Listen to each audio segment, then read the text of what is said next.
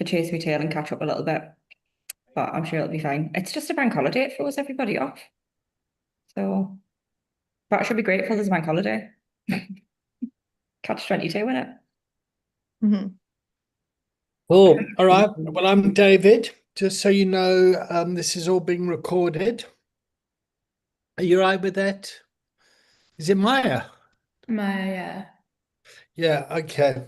So for any time you want the recording stopped or just let me know and I'll delete it straight away. yeah. This is a training environment where we're learning about the art of lived experience recovery coaching and taking lived experience as a professional skill set to use in the workplace. And this class is set up. We've got three classes: the community of practice, where it's individuals, people creating their own practice, like a therapist in private practice.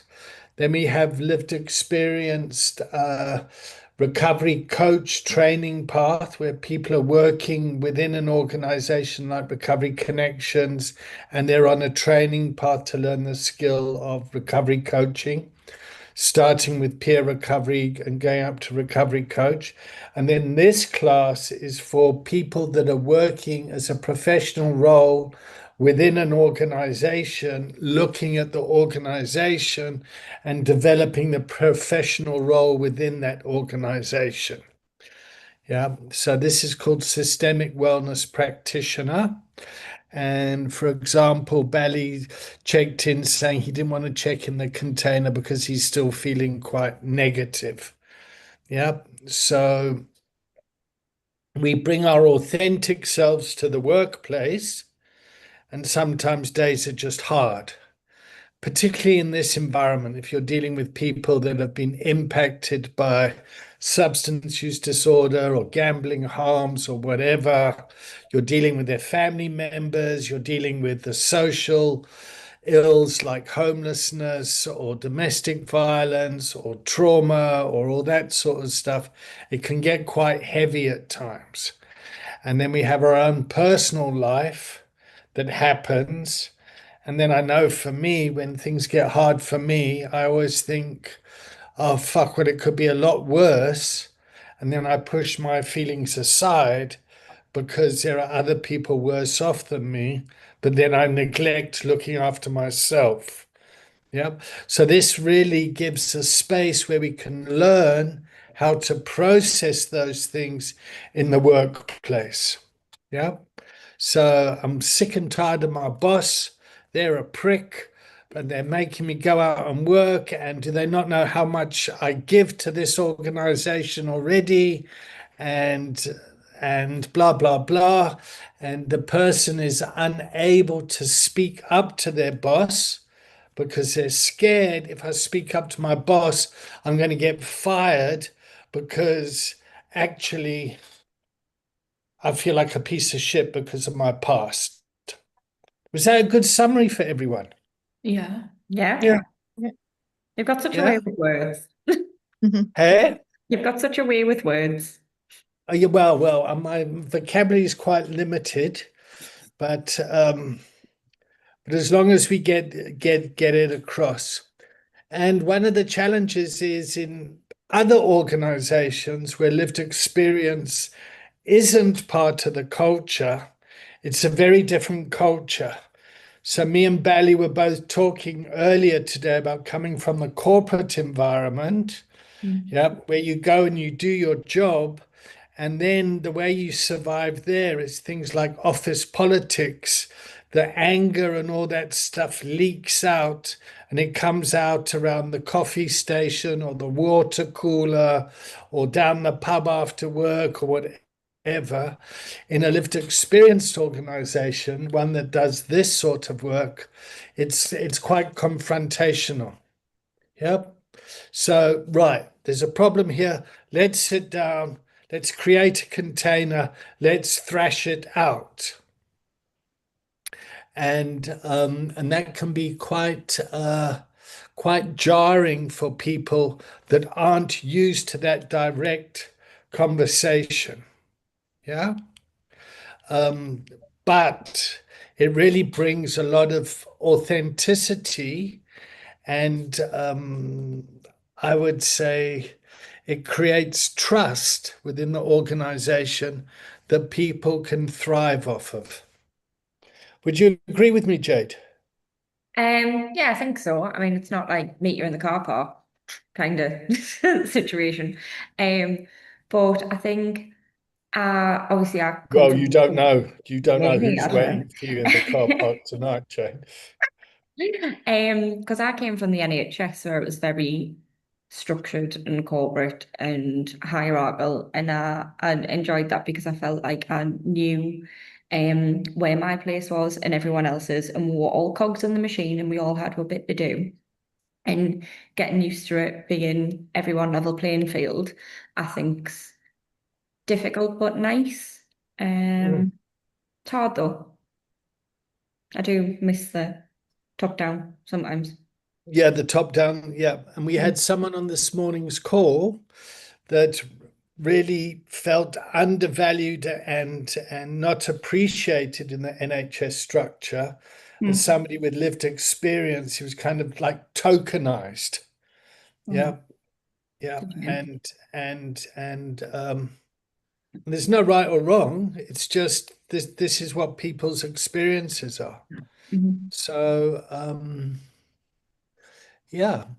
When I was in the NHS, though, I never thought of myself as lived experience.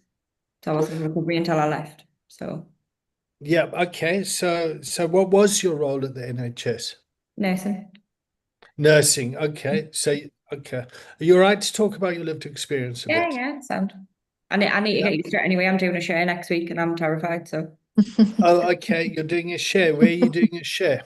recovery ally training. Okay, all right. And you're a family member of somebody that's on a recovery journey. And I'm also on a recovery journey. So I'm the wife of and the individual. Yeah, okay, cool. And as a result of that, you're on your own recovery journey. Yeah, kind of. Kind of. Well, I mean, I can't put it all on him. That's a bit Pardon? harsh. I can't put it all on him. That's a bit harsh. So Yeah. And that's exactly what we're trying not to do. yeah. So the problem with lived experience is people seem to think, well, it's only the person that had the problem. It's only Mm. the gambler or the substance user, and they forget about the family members Mhm. and how society has been impacted. So when it comes to a family member of someone that's been impacted by that, the family members often don't get the support and help. Mhm. Yeah, they get Yeah. neglected in the treatment process. So when it goes into the recovery process, that environment that the person goes back into, if that's not dealt with, you're going to get the same problem repeat itself. And it's the same when people come out of the criminal justice system being incarcerated, or even people that kind of go into retirement from the corporate space. A lot of people go into like, I don't have my job anymore. Now I'm retired. Like, how much golf can I play?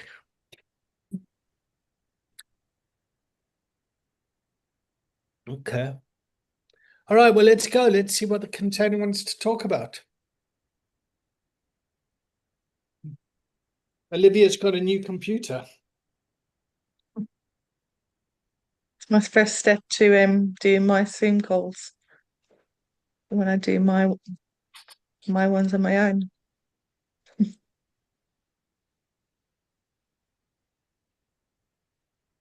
Jade, I thought you were going to tell us about your lived experience. I thought David was going to ask, and then he just started talking about He criminal did, justice. didn't he? I got totally confused, so I'm just going to sit here in silence.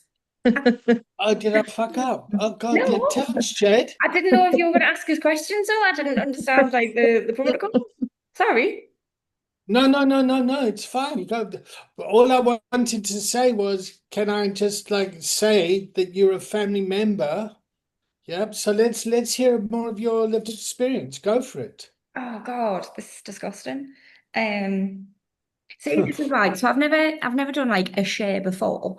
And this is why I'm concerned about next week when I have to do it during recovery ally training, because I don't know what is appropriate or relevant to be in a share. Does that make sense? Like what do you do? I think one thing I say in my coaching sessions when I ask clients shares, I just say share as little or as much as you're comfortable with. I think That's nice and vague. I think it's down to you. I mean, what if you've never shared before, then I mean, how are you feeling about the sharing? How do you feel about it? See, I think it's because of the people that I'm going to be sharing to that I'm torn. It's for recovery ally training, so it's aimed at people who aren't in recovery but work with people in recovery, so they can become an ally. So it'll be police, probation, social services, mental health team, like wellness practitioners.